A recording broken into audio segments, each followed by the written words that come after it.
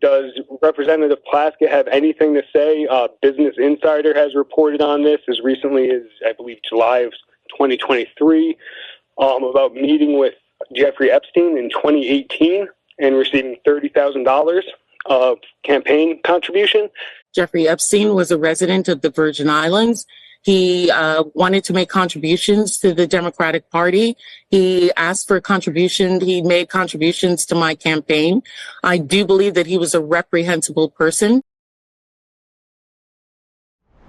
So welcome everybody to about episode 1000 of the Epstein situation continuing to backfire for Democrats. I don't know when they're going to learn their lesson.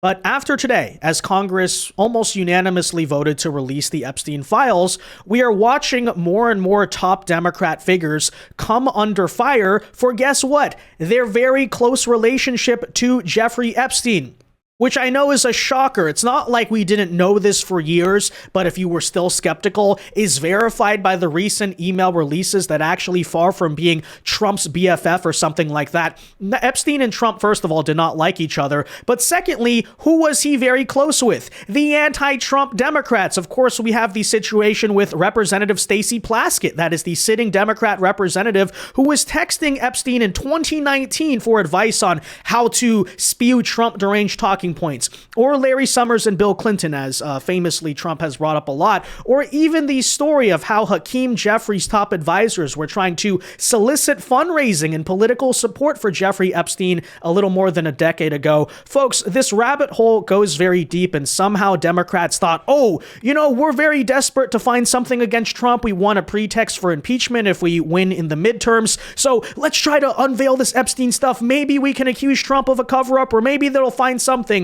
And then no, in reality, I hate to burst your bubble, Democrats, but we are only finding out that Jeffrey Epstein is exactly who he was all along. And in response to that, you're, for instance, seeing the resignation of public figures like Larry Summers, as well as Stacey Plaskett absolutely humiliate herself on the House floor earlier today when this very Epstein question came up. So we'll tell you all about it, guys, and the terrible excuses from Democrat politicians like Jamie Raskin, like Hakeem Jeffries, and a lot more.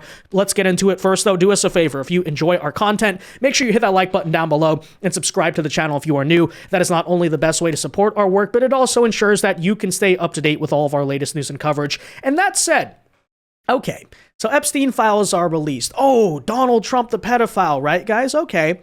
Well, let's check in, ladies and gentlemen, on former Bill Clinton Treasury Secretary Larry Summers, who not only obviously is a Democrat, currently holds influential positions in corporate America, and just a few months back was spewing rabid anti-Trump talking points all over the media. So let's take a listen. This morning, I guess this firing of the BLS commissioner goes in the category of shocking but not surprising. Yeah, I mean, this is way beyond anything that Richard Nixon ever did. I'm surprised that other officials have not responded by resigning themselves, as took place when Richard Nixon fired people lawlessly. This is a preposterous charge. These numbers are put together by teams of literally hundreds of people. The absolute hubris and arrogance of these people. Hey, Larry Summers, I think you know where this is going. You know what's shocking but not surprising? You know what I find preposterous? You and your former president's relationship personally with Jeffrey Epstein, which, by the way, President Trump has been bringing up for a very long time. And take a listen now, just today, to what he had to say. As far as the Epstein files is, I have nothing to do with Jeffrey Epstein. I threw him out of my club many years ago because I thought he was a sick pervert. But I guess I turned out to be right. But you know who does have? Bill Clinton, Larry Summers, who ran Harvard, was with him every single night, every single weekend. They lived together. They went to his island many times. I never did. Andrew Weissman, I hear. All these guys were friends of his. You don't even talk about those people. Yeah, guys, can you guess where this goes next? That's right. This week, just hours before Congress voted to release the Epstein files, guess what? Larry Summers just announced that he would be taking a step away from public life, resigning from many of his key corporate powerful positions, and I would have to assume no longer taking anti-Trump interviews in the mainstream media. Gee, I really wonder what's up with that. Well, let's read this Politico piece on all of it. So, former Treasury Secretary Larry Summers said in a statement on Monday that he would be stepping back from public life and expressed deep regret for past messages with the late convicted sex offender Jeffrey Epstein in the wake of new revelations about the extent of their relationship. Oh, so you mean to again tell me that the Democrat Party was projecting? When they tried to say, oh, Trump and Epstein were super close because they hung out a few times. Oh, yeah, it's almost like they were always throwing stones from a glass house, as you could expect. He goes on here to say, quote, I am deeply ashamed of my actions and recognize the pain they have caused, he told Politico. Wait, hold on a second. Deeply ashamed of your actions? You mean to tell me, like, is that not kind of a soft admission that maybe you were up to something? I don't know. I'm not accusing him of anything. We haven't done that. Even Trump hasn't done that. He's just kind of saying, well, they were together a lot. They went to the island, all these things. But hey, you know, maybe you really didn't know. Nothing was going on. Oh, really? Is that why you're deeply ashamed? Notice how the statement he's coming out with is not, I didn't do anything wrong. I'm going to fight this. I'm going to beat the allegation. Or if it turns into a court case, if I go to jail, right? No. He's ashamed of his actions. He regrets the pain. What pain did you cause? Was it particularly on anyone specific? Right? It's like, dude, anyways, I take full responsibility for my misguided decisions to continue communicating with Mr. Epstein. I'd have to assume this means up until he got busted and maybe after. Larry Summers and him still appeared to be BFFs, according to what that statement is implying, is it not? Okay. So he's saying, while continuing to fulfill my teaching obligations, I will be stepping back from public commitments as one part of my broader effort to rebuild trust and repair relationships with the people closest to me. Again, I read this and say, you know, you could try to downplay it or say, oh, well, it's like the relationship Epstein had with Trump. You know, they weren't really that close. Nothing ever really happened. Sounds to me that this relationship's a lie. He's admitting that. He's admitting that to people, right? But oh, he just made an innocent mistake, you know, hanging out with the child predator and all that stuff. Okay. Emails revealed that Summers, who served as Treasury Secretary under Bill Clinton and a top advisor to Barack Obama, repeatedly sought advice on romantically pursuing a woman he referred to as his mentee. I don't know. He's into something interesting there, right? He had a crush on his teacher. I don't know. He was asking Epstein how to get... Okay. Epstein, in one message, referred to himself as the prominent economist, quote, wingman. Very interesting. So, you know, you read those emails. Most of the emails Epstein says about Trump is him attacking Trump, saying, I can't stand Trump, worst person he ever knew. There's even some that are paranoid, thinking that Trump either is going to take him down or why aren't the police asking him the questions, whatever. Why is the victim exonerating Trump? And then meanwhile, what does it say about Larry Summers? Oh, that's my wingman, right?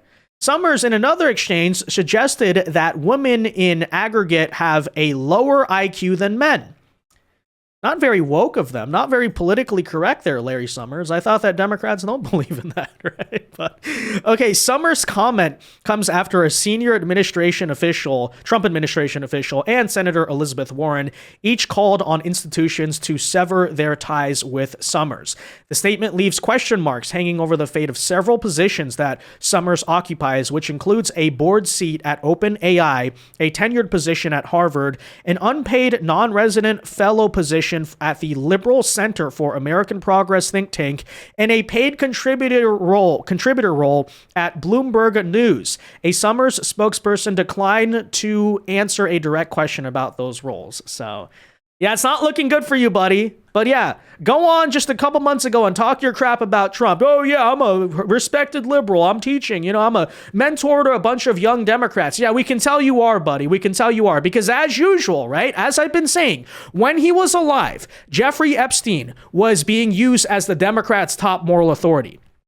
Actually true, right? Stacey Plaskett texting, hey, what do I say about Trump? You know? They're begging him for money. And so Hakeem Jeffries was literally begging Jeffrey Epstein for money, or at least Hakeem Jeffries' consultant was, right? And here you have Larry Summers, even in the personal life, like, hey, Jeffrey Epstein, how should I talk to women? How should I treat females, Jeffrey Epstein? This is the Democrat Party for you. And folks, that's only half the story. Because we also have to talk about the situation of Stacey Plaskett. Again, we covered this before, but this is the Democrat representative in 2019 who was live texting Jeffrey Epstein during a congressional hearing, trying to solicit advice on, hey, what should I say that's bad about Donald Trump? Almost like Jeffrey Epstein, again, was not just the moral authority, but another Trump-hating, Trump-deranged Democrat, right? You thought he was one of our people. Turns out, as we've been saying for years, he was one of yours. And take a listen to the pathetic excuse that she's about to make for why it was perfectly acceptable. And she's not going to apologize for the fact that, while saying, oh, Epstein mentioned Trump's name once, here was her in 2019 communicating with Epstein. Take a listen. And I got a text from Jeffrey Epstein, who at the time was my constituent, who was not public knowledge at that time that he was under federal investigation, and who was sharing information with me. Yeah, well, predictably, as you could expect, absolutely no accountability whatsoever. These same Democrats have spent months trying to tie Trump to Epstein because they were at a party once together. They spoke to each other. That's guilt by association. But apparently it's perfectly fine if a Democrat in the year 2019 is colluding with Jeffrey Epstein to try to take down Donald Trump. And in their eyes, that doesn't prove anything. But of course, there's a lot more to the story than that. It's a lot deeper than she described. By the way, notwithstanding the fact that 2019 was a full 11 years after he first got arrested for sex crimes. And by the way, the conversations they had with each other had to do with a little bit more than just information. Take a listen. On a morning of a hearing where the House was questioning Michael Cohen, Plaskett was communicating with Jeffrey Epstein. To be clear, this is years and years after he was convicted in 2008 of soliciting a minor. Plaskett was texting with Epstein that morning, the morning of the hearing that was aired on C-SPAN. She texted with Epstein, "He'll talk about his grades." Epstein responded, "What privilege stands behind the non-release of college transcripts?" He then says, "Great outfit. You look great." All caps. Plaskett replied, "Thanks." It goes on. At 10:41 a.m., Epstein, ever the weirdo, texts her, "Are you chewing?" Plaskett responds, "Not anymore. Chewing interiors of my mouth. Bad habit from middle school." Then Epstein asks when Plaskett's turn for questioning Cohen will come up. And she replies, "Hours. Go to other meetings." But then we get to the meeting. Then we get to her turn. Then we get to the questioning of Cohen. And Epstein tells her, "Cohen brought up Rona, keeper of secrets." Plaskett doesn't know who Rona is. You don't know who Rona is. And Rona's in all caps. So Plaskett responds at 2:25 p.m., "Rona?" Then she says, "Quick, I'm up next. Is that an acronym?" Then finally Epstein responds, "That's his assistant." Now listen, this is all of how it played out on text exchange. Now I want to show you the video from a C-SPAN airing. These are time-stamped. So is the C-SPAN time-stamping of that congressional hearing. And you'll see Plaskett look down at her phone as these texts come in and change her questioning, including not knowing the last name of Rona, who she ends up asking about to Cohen. Worth noting, too, by the way, that Jeffrey Epstein did also allegedly donate to Stacey Plaskett's campaign, but nothing to see there. She was just reaching out for information. Why did they have each other's phone numbers? How they know each other? Oh, don't ask too many questions, guys. No, Jeffrey Epstein was a big MAGA guy. That's why he spent the last decade before his death speaking to and being active in anti-Trump, and before that, Democrat politics, even including that of Hakeem Jeffries. Yeah, but sure, nothing to see here, guys. And of course, the other Democrats are even trying to follow up there with even more excuses. You have Jamie Raskin, for instance, who spent so long saying, oh, Trump is a pedophile, or at least trying to insinuate that, right? He's covered up with Epstein. Look at all this evidence. And yet, in regards to this information, frames it as, quote, just taking a phone call from her constituent. That's all that was happening, right? As she, of course, yes, colluded with a convicted sex offender during a committee hearing. That's what actually he had to say. Well, they want to give them another headline, which is that they've arraigned a Democratic member for taking a phone call from her constituent, Jeffrey Epstein, in the middle of a hearing. And of course, I don't think there's any rule here against taking phone calls in a hearing. Well, they want to give them another headline. Well, I didn't think there was any rule against Trump posing in a picture with Jeffrey Epstein decades ago before anyone knew what was happening. Yet, of course, here we are. So if that guilt by association is true, why is this one not? Well, of course, that's because it's different, right? Different. You know the answer there. But of course, this is a pathetic response you're going to get, right? After claiming for so long, we want accountability, we want transparency. Look at this email out of context. It needs to be investigated. But as it turns out, Jeffrey Epstein was colluding with our political party to advance the same interests we're advancing today. One could argue Jeffrey Epstein would be proud if he could see what the party's doing today, because much like he was trying to do with Michael Wolff in 2016, where they're talking about figuring out a way to take down Trump. Or in 2019, figuring out a way to take down Donald Trump. What are Democrats still now trying to do? In the model of Jeffrey Epstein, take down Donald Trump. So that's, of course, why it's perfectly okay when they collude with him. Definitely nothing to see here. It's not suspicious at all. Take a listen as well to Hakeem Jeffries, who, again, we previously established. His consultants, people around his campaign and political office, tried to reach out to Jeffrey Epstein in 2012, 2013 or so, in order to schedule potentially like a appearance at a fundraising dinner, right? So they wanted Jeffrey Epstein's money, they wanted his advice, and then now suddenly, after months of trying to implicate Trump, Hakeem Jeffries now thinks that we shouldn't jump to conclusions about Stacey Plaskett, guys. Oh, really? Why shouldn't Democrats jump to conclusions? Is that because it's different? We believe in transparency. We believe in everyone point and laugh. and accountability. We believe in due process. That's the opposite of what is happening on the floor today. And let me be very clear about Stacey Plaskett. She's a woman of great intelligence and a woman of great integrity. So according to the Democrat Party, guys, integrity equals colluding with Jeffrey Epstein to take down Trump. That shouldn't surprise anyone. That's a Democrat definition of integrity. Okay, go figure. That said, take a listen to the response Republicans had to it. And keep in mind, the entire debate surrounding all of this is a potential House censure of Stacey Plaskett, which seems to be appropriate because, considering, again, the new moral standard on Epstein, it seems, yes, highly inappropriate that she was colluding with Jeffrey Epstein for a political cause to take down Donald Trump in 2019. By the way, I notice how Democrats failed to address this question of, again, they kept trying to claim Epstein and Trump were BFFs, and then it's actually proving that like Epstein was a big-time Democrat. But nonetheless, take a listen to the GOP response to all of it. Condemning Delegate Stacey Plaskett and removing her from the House Permanent Select Committee on Intelligence for conduct that reflects the discredibility on the House of Representatives for colluding with convicted felon and offender Jeffrey Epstein during a congressional hearing. By the way, I would just like to note the email here at the bottom. So it turns out the 2019 text exchange is far from the only conversation that Epstein and Plaskett had. So please don't fall for any perception about this just being, a one-time conversation because I'm a prosecutor, as she said, who wants information. No, actually, as a matter of fact, here is Stacey Plaskett inviting, here for a Plaskett for Congress fundraiser to guess who?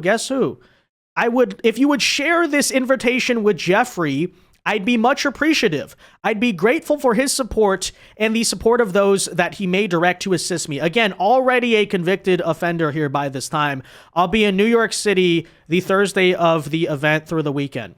2018, July, by the way. So turns out, I think Jeffrey Epstein was a little more than a constituent, Stacey Plaskett. If anything, I think he was a pretty important constituent, and you treated him as such. Wonder why. Of course, at the U.S. Virgin Islands, where, Epstein was primarily doing the you-know-what. Curious. Whereas Stacey Plaskett, the delegate representing the United States Virgin Islands in the House of Representatives, inappropriately coordinated in real time with convicted sex offender Jeffrey Epstein in a congressional hearing in February of 2019. She's a good lady from the Virgin Islands. Where did Jeffrey Epstein live? In the Virgin Islands. She was a constituent in 2019. Was she a friend in 2007? During her service to the DOJ, which my friend has brought up, was there any interactions? These are the questions we have. The good lady from the Virgin Islands has crossed the threshold of reasonable suspicion, and therefore she should be investigated. During said investigation by ethics, and I would recommend by DOJ, and I would recommend by oversight and judiciary committees. Meanwhile, she should absolutely be removed from the House Select Committee on Intel. Yeah, well, I think it goes without saying that the Democrats certainly don't care at all about the victims or this issue even in itself. There's a reason why they never fought for it over the past 4 years. All it's about is hoping it can be some type of anti-Trump political op. And anytime anything distracts from that, such as the very real relationship with Larry Summers, or the Stacey Plaskett stuff, or even the Hakeem Jeffrey stuff that maybe is even worth looking into there, they totally disregard it, right? It's all just a distraction. Don't you know this is a TDS anti-Trump op? Anything outside of that, we don't care about. We care so little, we're just going to talk over it on the House floor as it's being brought up, right? And notice how none of these Democrats, including Stacey, will even acknowledge at all that their conversations were inappropriate, maybe not warranted, shouldn't have been talking to an already known sex offender. No, they're doubling down. Actually, it was a good thing, and this is actually their morality. Keep that in mind. In their eyes, why were they talking to Jeffrey Epstein at the time? Because they wanted to take down Trump. Trump is the worst guy ever. He's even worse even in their eyes than Epstein, and therefore, like, it's okay to collude with Jeffrey Epstein, Joseph Stalin, Adolf Hitler, Satan. It doesn't matter. As long as you're doing it against Trump, it's morally justified. Actually, Stacey Plaskett, according to the Democrats, was doing the right thing. That's actually what they believe. So just keep that in mind. And again, it tells you a lot, right? It tells you the greater thing where they don't care about Epstein. Actually, they were working with Epstein. It's all just a gigantic op to take down Trump. But hopefully with the release of the files, it can just be over, right? No more ammunition for the Democrats on this. And if anything, now that's going to turn in the other direction, right? Because I think Larry Summers ought to be seriously investigated here, right? Stacey Plaskett as well. So we'll look into all of that, guys. But that said, there you essentially have it. Let me know your thoughts on this in the comment section down below. Be sure to leave a like on this video, subscribe to the channel if you are new, and until next time, God bless and peace.